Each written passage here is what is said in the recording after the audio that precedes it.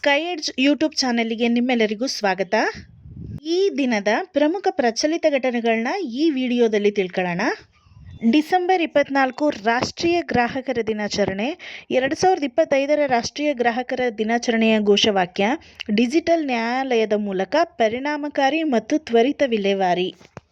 Efficient and speedy disposal through digital justice. Karnataka ಜಾನಪದ ಅಕಾಡೆಮಿಯು 2025 ಸಾಲಿನಲ್ಲಿ ಕೊಡುವ ವಾರ್ಷಿಕ ಪ್ರಶಸ್ತಿಗೆ ಜಾನಪದ ವಿದ್ವಾಂಸರಾದ ಚಿಕ್ಕಣ್ಣ ಎಣ್ಣೆಗಟ್ಟೆ ಹಾಗೂ ಎಚ್.ಟಿ. ಪೋತೆ ಅವರು ಜಾನಪದ ತಜ್ಞ ಪ್ರಶಸ್ತಿಗೆ ಆಯ್ಕೆಯಾಗಿದ್ದಾರೆ. ಕರ್ನಾಟಕ ಅಮೆಚೂರ್ ಟೇಕ್ವೆರಿಡೋ ಅಸೋಸಿಯೇಷನ್ ಆಶ್ರಯದಲ್ಲಿ 28ನೇ ರಾಷ್ಟ್ರೀಯ ಮಟ್ಟದ ಟೇಕ್ವಾಂಡೋ ಚಾಂಪಿಯನ್ಶಿಪ್ ಪಂದ್ಯಾವಳಿಯಲ್ಲಿ ಅಖಿಲ ಭಾರತ ಟೇಕ್ವಾಂಡೋ ಅಸೋಸಿಯೇಷನ್ ಅಧ್ಯಕ್ಷ ಮಾರುತಿ ಪ್ರಸಾದ್ ಚಾಲನೆ ನೀಡಿದ್ದಾರೆ. 17ನೇ ಬೆಂಗಳೂರು ಅಂತಾರಾಷ್ಟ್ರೀಯ ಚಲನಚಿತ್ರೋತ್ಸವವನ್ನು 2026 ಜನವರಿ 29ರಿಂದ ಫೆಬ್ರವರಿ 6ರವರೆಗೆ ಆಯೋಜಿಸಲಾಗಿದ್ದು, 2026 ಅಂತಾರಾಷ್ಟ್ರೀಯ ಚಲನಚಿತ್ರೋತ್ಸವದ ಧ್ಯೇಯವಾಕ್ಯ ಸ್ತ್ರೀ ಸಂವೇದನೆ, ಸಮಾನತೆಯ ದನಿ, ವುಮೆನ್ ಎಂಪವರ್ಮೆಂಟ್. ಅಮೆರಿಕಾದ ಸಂವಹನ ಉಪಗ್ರಹ ಬ್ಲೂ ಬರ್ಡ್ ಬ್ಲಾಕ್ 2 ಎಂಬ ಹೊಸ ತಲೆಮಾರಿನ ಉಪಗ್ರಹವನ್ನು ನಭಕ್ಕೆ ಹೊತ್ತೊಯ್ಯುವ LV-M3 M6 ರಾಕೆಟ್ ಅನ್ನು ಇಸ್ರೋ ಉಡಾವಣೆ ಮಾಡಲಿದೆ. ಬ್ಲೂ ಬರ್ಡ್ ಬ್ಲಾಕ್ 2 ಉಪಗ್ರಹವನ್ನು ಆಂಧ್ರಪ್ರದೇಶದ ಶ್ರೀಹರಿಕೋಟಾ ಉಡ್ಡಯನ ಕೇಂದ್ರದ 2ನೇ ಲಾಂಚ್ ಪ್ಯಾಡ್ನಿಂದ ಉಡಾವಣೆ ಮಾಡಲು ಇಸ್ರೋ ಸಿದ್ಧಗೊಂಡಿದೆ.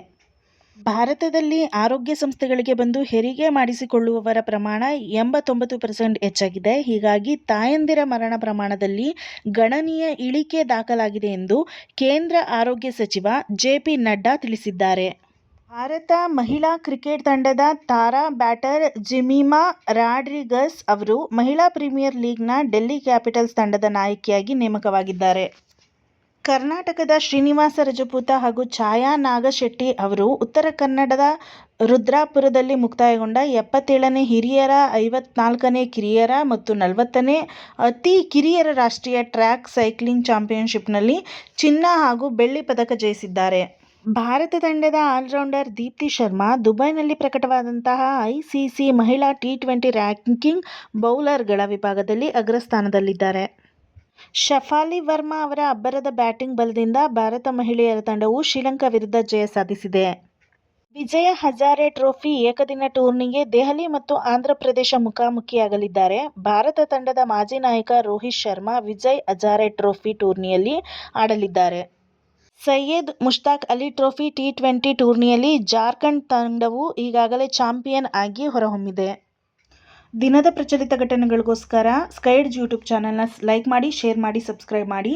ಪ್ಲೀಸ್ ಸಪೋರ್ಟ್ ಮಾಡಿ. ಏನಾದರೂ ಇದ್ದರೆ ಮೆಸೇಜ್ ಮೂಲಕ ತಿಳಿಸಿ. ಏನಾದರೂ ಚೇಂಜಸ್ ಮಾಡ್ಕೋಬೇಕಾ, ಏನಾದರೂ ಆ್ಯಡ್ ಮಾಡಬೇಕಾ, ಆ ಥರ ಏನಾದರೂ ಬೇಕಿದ್ದರೆ ಪ್ಲೀಸ್ ಮೆಸೇಜ್ ಮಾಡಿ.